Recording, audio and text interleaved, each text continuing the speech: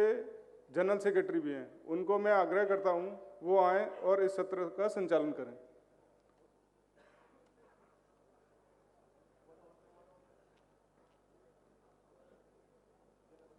आप सबका स्वागत है इस 5th सेशन के लिए, जिसका टॉपिक आप सब जानते ही हैं, law as an instrument of social change रहेगा। इस विषय के लिए I'll now introduce and welcome our guest of honor for today's function. I welcome Shashi Prakash ji, the Additional Solicitor General for Allahabad High Court, to kindly preside over the function. I'll also invite Professor R. Venkat Rao and Senior Advocate Vikramjit Banerjee on the dais. Please, a round of applause for all the guests. R. Venkat Rao ji is a Vice Chancellor of National Law School in Bangalore, and Vikramjit Banerjee is the Additional Solicitor General in the Supreme Court of India. I'll also welcome on stage Shri Shiv Prakash Singh, Chief Standing Counsel, Lucknow High Court, and the Treasurer of Uttar Pradesh Adhivakta Parishad Unit, Shri Ajay Pandey ji, who is the Prant Mantri of the Awadh Prant, Shri Rohan Nanda, the General Secretary of Jammu and Kashmir Unit, Shri Shiv Kumar, Central Government Standing Counsel for Karnataka, Amrit Lal Pava, Treasurer for the Delhi State Unit, Smith Jayashri Mahapatra, who is the District Secretary of Orissa, Shri Surya Prakash ji, who is the Vice President of Lucknow Unit, Smith Neeta Krishnan, who is the Member Executive of the Jharkhand State, Smith Nand Prabha, who is the Advocate in Lucknow High Court practicing, and Swarupama Chaturvedi, who is the Advocate on record in Supreme Court and Standing Counsel for State of UP in the Supreme Court.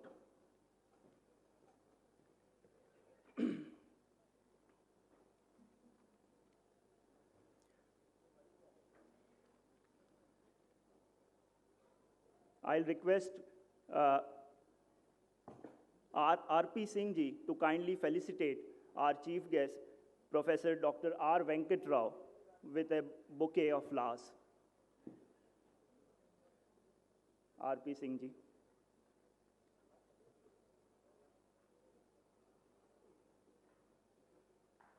Kindly a round of applause for our guest of honor. I'll request Ashutosh Pandey ji to kindly felicitate Vikramjit Banerjee, Senior Advocate.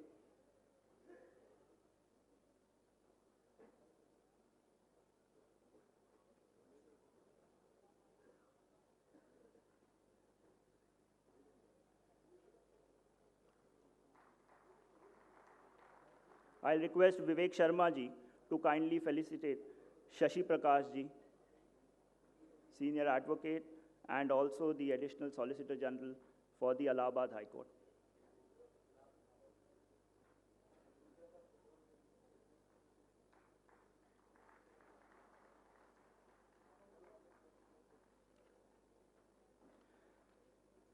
The subject for today is law as an instrument of social change. On this subject, we'll first be enlightened by Vikramjit Banerjee, who will first address us. Vikramjit Banerjee doesn't require an introduction. He has been a karyakarta with us, he has been an advocate with us, a senior advocate for various matters of ours, and has prominently been there in the Ayodhya matter. He has done his law from the National Law School, Bangalore. He has done his master's from United Kingdom. He has started his practice in the Calcutta High Court, and thereafter he is practicing in the Supreme Court. He was also the Advocate General of the Nagaland State, and he is presently the Additional Solicitor General in the Supreme Court. We'll all welcome Vikramjit Banerjee on the dais.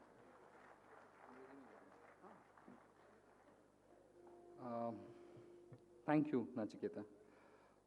Before I start, I would like to thank Nachiketa for giving me the opportunity to speak in this August gathering. But before I start, I would, of course, pay my respects to Professor Venkat Rao, who leads my alma mater, because I studied at the National Law School of India, and so I hold Professor Rao in great, great respect, and it's such an honor to speak before him.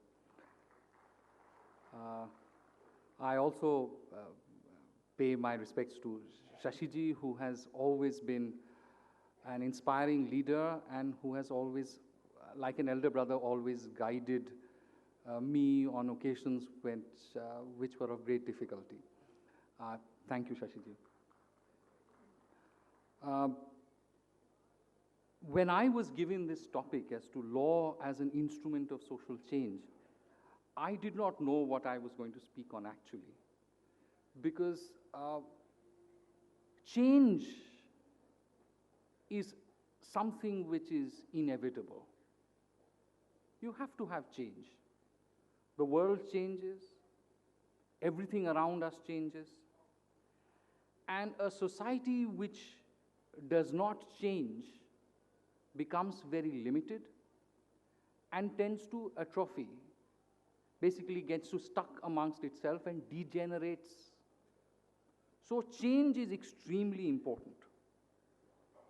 But the question which is broadly before us is that what is the role of law in that change? Should law be the instrument of change? Or should law be a marker of the change? Or in other words, should law be a recognition of the change? There is no doubt that we all need to change. And we have changed. In India, we all know that we have got rid of practices of our past which were contrary to notions of equality, which were contrary to notions of discrimination. We have discarded them. We have brought in laws which recognize the fact that we have discarded these practices. Something which is radical, which we have changed, is something which we all know is the Dowry Prohibition Act. Now the question, and I want to use this Dowry Prohibition Act as the starting point of what I want to say. Dowry, the question is whether this Dowry Prohibition Act, which we have got prohibiting dowry, is because the society itself made a statement and came to a conclusion that there has to be a law because this practice is bad. Or was it because the government decided that it wanted to use the law to change society? Now the dilemma which is becoming more and more apparent is this question as to whether the law is a recognition of the change which the society wants to manifest itself, or whether the law is an instrument of making this change. Now, there is a long history of this entire thinking, and I don't want to go into great details of it, but the law that we sort of inherit today, the theory of law that we inherit today, comes, whether we agree, disagree to it, the theory comes from the West. Now, in the West, there were two sorts of ways in which they perceived as to the role of law in society. One was, law was to transform society. You use the law whereby some elite people from the top who had a vision of the society wanted to transform it by using the law. Now, this came from the Roman Empire, where the Roman Empire, which was the great Western Empire, ruled over large numbers of people. And it wanted them to become like Romans. So they said, we will impose the law from the top on you who are not like us, and we will change your laws. This was the attitude of the British when they ruled India as well. But the older civilizations, people like us, we have always believed that people change and change has to be in keeping with the traditions of one society. So every tradition, every institution which we have has some memory attached to it, has been brought there for a certain reason. So you do not impose change from the top, but you accept change from the below. Now, all of you, I don't know how much, all of you would know that there is a huge history of the Sati Prohibition Act. Now, when the Sati was first banned in India under the British, it wasn't banned because the British thought it was bad, but because enlightened people from our society agitated for that change. They debated amongst themselves. In context of Widow Remarriage Act also, there was a huge movement for bringing change into society. The movement against untouchability which happened and which was incorporated into our constitution was not because some enlightened people thought it was in their interest to change the society and bring in this change, but because after a huge amount of political debate at the time of independence and leading up to independence, we thought when we are going to start off with a new constitution, there should not be any place for untouchability within society. So we incorporated those provisions in the constitution. Now the entire question is whether we believe law should be an instrument, or whether we believe that change should come because it should come slowly and it should come from within the culture of the people.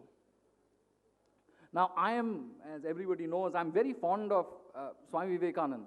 And I think Swami Vivekananda's view, and he was a radical thinker, he was a very strong proponent of change, but he always stressed on one very, very important fact. He said change should come from within society. And he said there is a tendency amongst some people to direct that you discard everything which is in your culture as bad. He said no, you have to ensure that people are educated and they rise above. And then change automatically flows. Now, this entire conflict, he envisaged, he used to give this example where he used to say, there is a choice between Scylla and Charybdis. He used to say very often, this quote runs very often in his writings. He said on Scylla is on one side, there were the two, in Greek mythology, there were the two dilemma. On one side there was one demon, on the other side there was another demon. So he used to say on one side, there is this old world of ours. And he recognized, Swamiji recognized that there were things wrong with the old world of ours. Anyone who says that the past has been perfect is not correct. Because there was discrimination, there were things wrong with us. But he said the solution cannot come from being completely westernized and discarding the essence of your tradition and your culture. Now,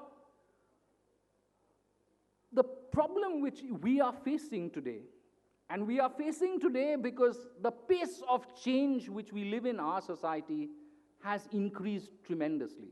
And we were just having this discussion in the green room about how the change in the last 20 years has been more than what has happened in the last 500 years. And the change in technology has been tremendous. And because of the change in technology, which has been tremendous, change in communication, in finance, in interrelationships between people have changed tremendously. If 20 years back, anyone would have told you that you could communicate to someone on the phone and see the other person's face, you would possibly think that existed in a science fiction book. But it does exist today.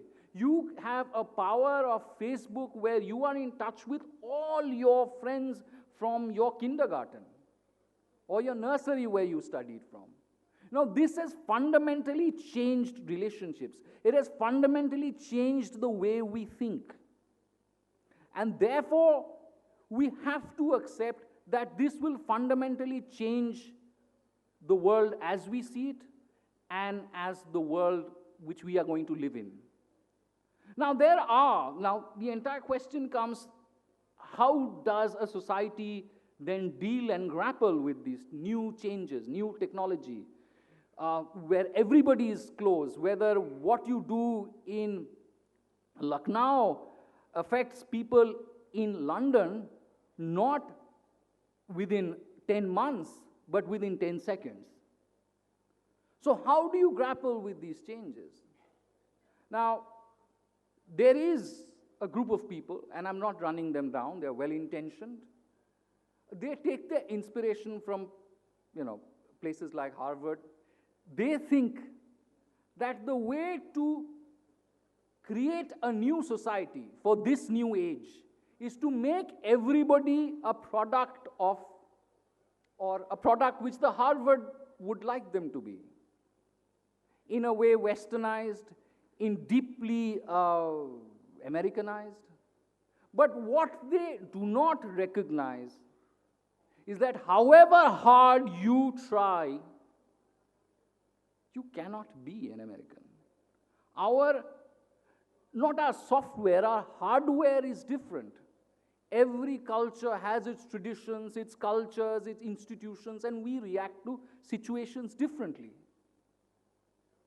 So the entire question therefore arises for a certain section of people who are across every institution that we see today, including our courts, who want to initiate law as a means to transform the society, to create a new society.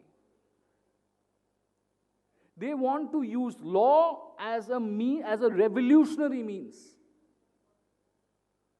There are people today, and I can say this, who argued in very many cases before the Supreme Court that the Constitution is a transformative Constitution. That the fact that the Constitution has been created means it is their manifesto for complete change of Indian society. Because they think that the ultimate objective of any society is to be westernized in great many respects. My only caveat to this is, today we see the backlash against this not only here in India in different parts, but we see the backlash against this in America itself. Because people cannot be changed because some people want them to change. Because people are attached to institutions which have grown in societies for thousands of years. And we are products not because we are just simple units in economic terms or in social terms. We are a product of the forces of history and culture which has shaped us for 5,000 years. We will not change in a bat of an eyelid. So, but we also recognize, and I'm saying this, that we have to change. So, I would say, and this is in concluding, I would say, do I have the answers of how law would change things, or whether law itself would change? Increasingly, the conflict is becoming sharper and sharper. You have seen the conflict of constitutional morality versus Sabrimala. We have seen how people have tried to fundamentally change the society and come upon society which has resisted very, very strongly these changes. So, in conclusion, my only suggestion, and this is just a thought for you, is we should all as lawyers, because when we argue in courts, and this argument is made very often, that from the time the Constitution has been framed, the entire history of India has been changed. We need to read what Justice Thakur said in the morning, and it's very, very important. And I'm saying this not only in context of Justice Thakur spoke with a deep sense of Indian history and Indian literature, but I'm saying in terms of world history and global history also, that we need to increasingly put across to the court that today the Constitution is a summary of our culture and encapsulates our history for 5,000 years. It is not a break with the past. Law is not an instrument for change, but law is a recognition of the necessary change in society. And we have till date, as a society, always been progressive enough to accept and to go ahead with the world. And as a result, we have, when great civilizations have come and disappeared, we have survived for 5,000 years. Thank you.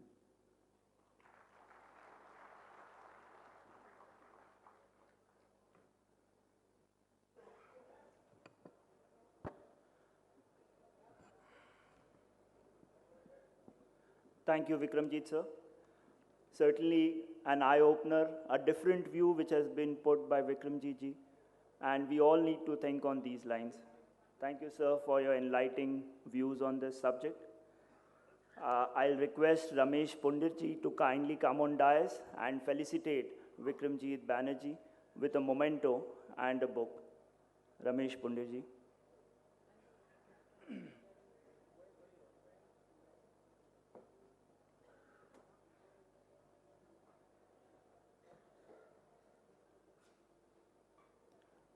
A big round of applause, please.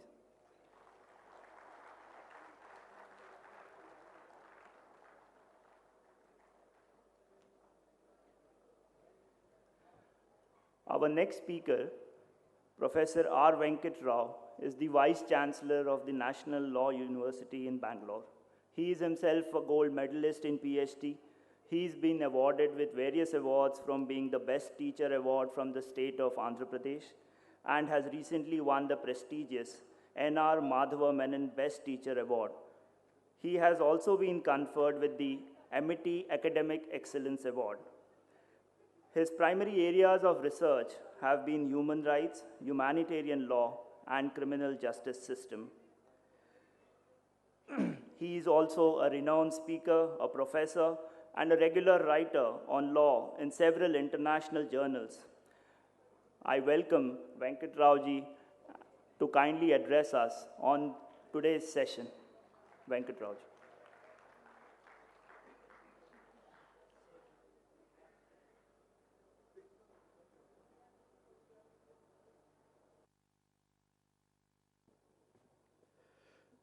Pranams, ladies and gentlemen. When such a lofty introduction was being given about me, I was reminded of a joke about lawyers. People say lawyers have a notorious reputation. The notoriety arising from the fact that when the case is weak, you give a long introduction. When the case is strong, you just get up and say, my lord, the facts speak for themselves. Maybe such a lofty introduction was given about me, maybe because the case is not very formidable, don't have high expectations. I would just speak for 10 to 12 minutes. I always refer to our alumni as our deferred dividend. And Vikramjit proved to all of you that the taste of the pudding was in eating. And thank you, Vikram, for keeping the flag of National Law School of India to fly aloft. It's a privilege and honor for me to be associated with this wonderful function where I see a galaxy of luminaries, which includes our alumni, our colleagues, and friends. But my mind goes back to the importance of this wonderful day, 25th December, when one of the greatest sons of India, Akhilji, was born. Yes. Because it has a personal reference to me. When I was a law student on the rolls in 1972, a very informal public person walked into our auditorium. We invited him to address on a topic, utility and futility of law. And he was Akhil Bhartiya Adhivakta. I was a first-year student. He first came and said, do you know what are the words that are inscribed at the entrance of the Supreme Court of India? He said. Believe me, none of us could answer, because most of us said Satyameva Jayate. And he said, it's not Satyameva Jayate. For the benefit of the youngsters, he said, no. Yatho dharmaha tato jyaha. In his typical way, he said, the first judge that India produced was a woman judge. Because these are the lines that were uttered by a famous woman character in Mahabharata. And Gandhari, on the eve of Kurukshetra war, when Duryodhana comes to her to seek her blessings, Mother, please bless that we should be victorious. Gandhari, who wanted Duryodhana to live eternally, when she was trying to anoint Duryodhana as a kid before the little fellow makes a mischievous entry, preventing full anointment, the same Gandhari, when she was asked to bless her son, she did not say, my son, you will be victorious. She said, Yatho dharmaha tato jayaha. Akhilji in that meeting told us, you are here to protect dharma. And as long as you protect dharma, society is guaranteed. Don't think about law, he said. Why are you bothered about law?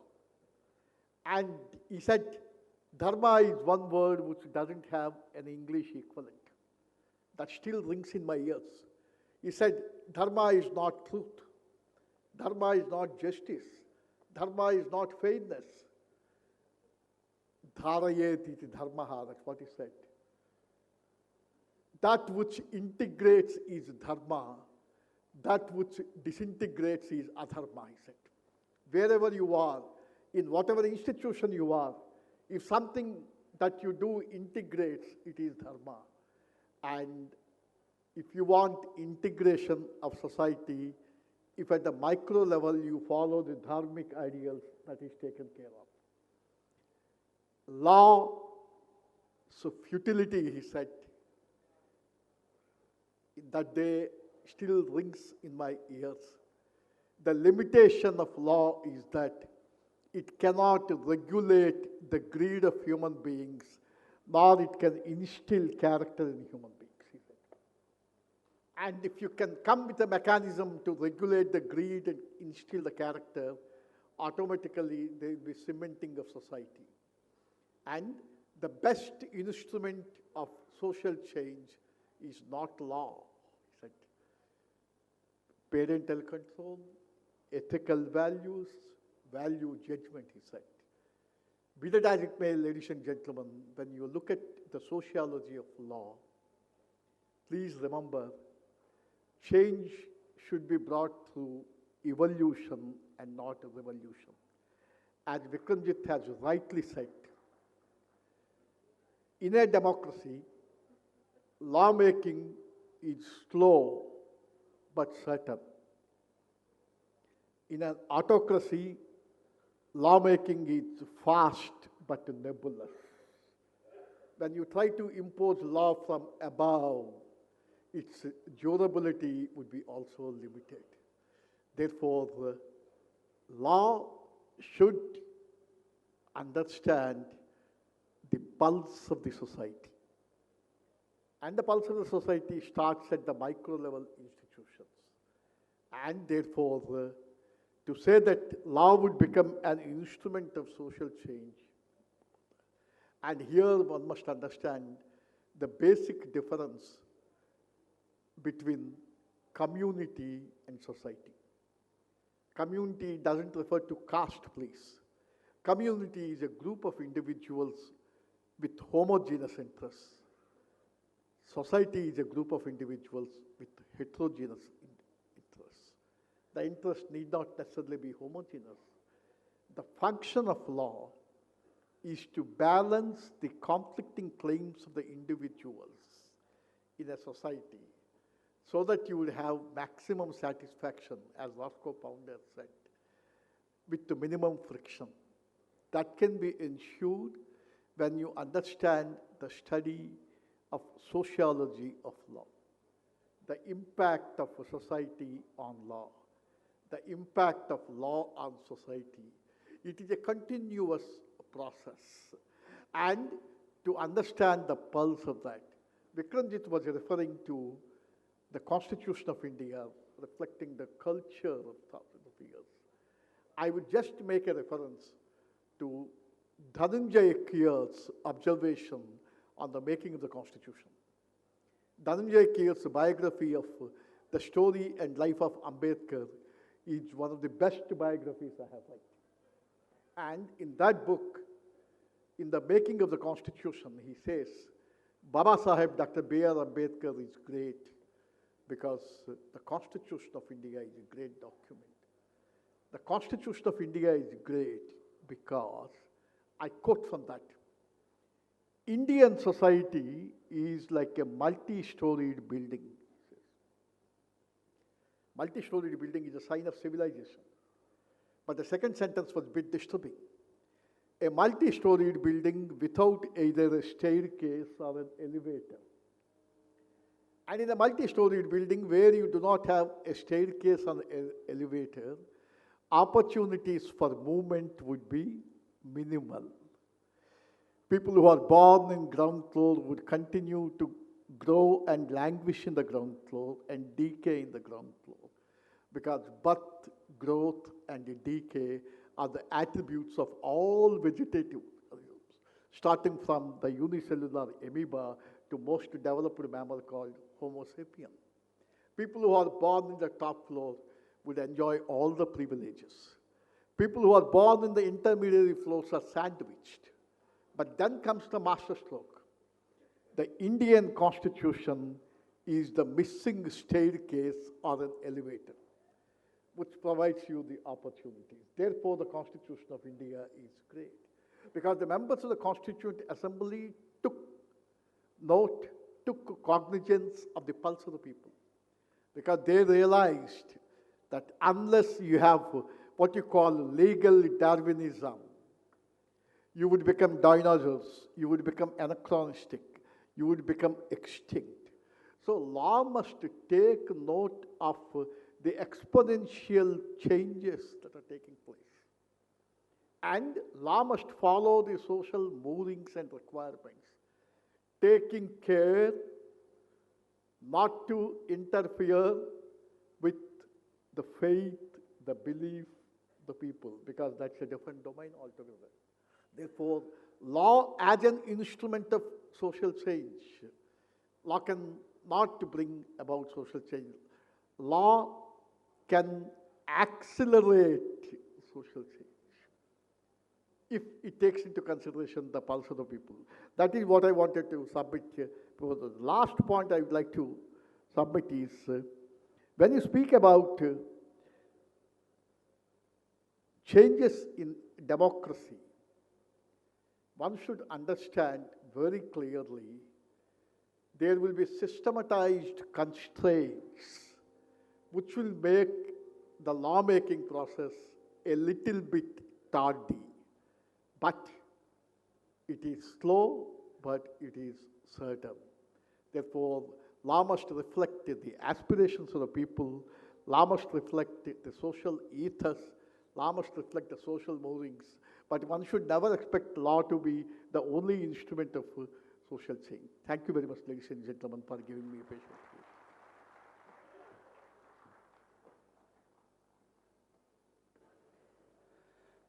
Thank you, sir.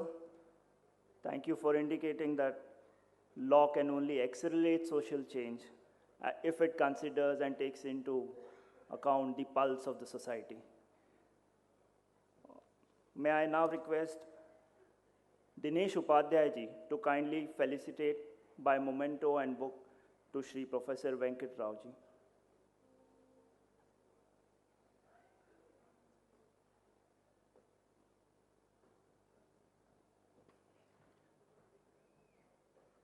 A big round of applause, please.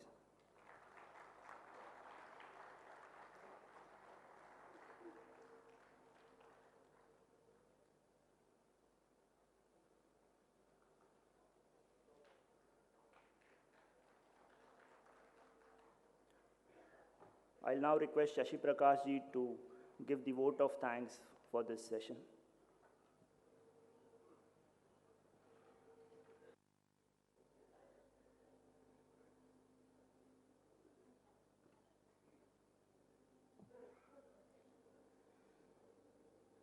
मंचासीन professor R Venkat Rao ji, Shri Vikramjit ji, आज के हमारे संचालक नचिकेता जी, आपने मुझे मेरा role जो आज दिया है आपने कम करके मुझे बड़ी राहत दी है, क्योंकि वैसे भी कम बोलने का मेरा प्रयास रहता है और आज गला भी बहुत खराब हो गया है। परंतु जब मैं धन्यवाद देने की बात है, मैं प्रोफेसर आर वेंकट राव जो हमारे नेशनल लॉ यूनिवर्सिटी बेंगलोर से हमारे बीच में आए हैं, वहाँ के कुलपति हैं, आपने अत्यंत संक्षेप में भारतीय संविधान की व्याख्या जिस प्रकार की है, अपने आप में एक भारतीय संविधान को सोचने के लिए एक नया हमें एक नई सोच दी है। मैं इसके लिए आपके इस सदन की ओर से आपका आभार व्यक्त करता हूँ। आप हमारे बीच में आए, अपना बहुमूल्य समय हमें दिया, बहुत बहुत धन्यवाद। विक्रमजीत जी हमारे बीच में हैं, हमारे छोटे भाई हैं, इनको धन्यवाद की अपेक्षा इनको मैं शुभकामनाएं देता हूँ कि वे बहुत ही आगे जिस प्रकार से उन्होंने विषय को रखा, निश्चय ही ये विषय उन्होंने एक नया आयाम दिया है। सोशल चेंजेस, कानून बनाने के लिए, सोशल चेंजेस के लिए कानून बनाने की आवश्यकता महज एक प्रक्रिया नहीं है, बल्कि एक विचार, गंभीर चिंतन के बाद कोई कानून बनाने का विषय हमारे बीच में आता है। हम उसको तभी सरकार उस पर कानून बनाती है। ये आपने जो विचार दिया है, हम सब उससे अभिभूत हैं। मैं समझता हूँ कि आगे भी आपका हमें इसी प्रकार से सहयोग मिलता रहेगा। आप सबको जो यहाँ सारे देश से प्रतिनिधि आए हुए हैं, इन सबको इस भयंकर शीत प्रकोप में आप यहाँ इस पंडाल में बैठे हुए हैं, और हमने कुछ प्रयास किया है कि आपको कठिनाई कम हो, परंतु फिर भी मैं समझ रहा हूँ कि निश्चित रूप से जो भी हम सुविधा आपको दे पाए हैं वो पर्याप्त नहीं है। पर मैं इसके लिए आपसे क्षमा मांगते हुए आप सबको यहाँ आने के लिए, इस कार्यक्रम को सफल करने के लिए आप सबका आभार व्यक्त करता हूँ। धन्यवाद।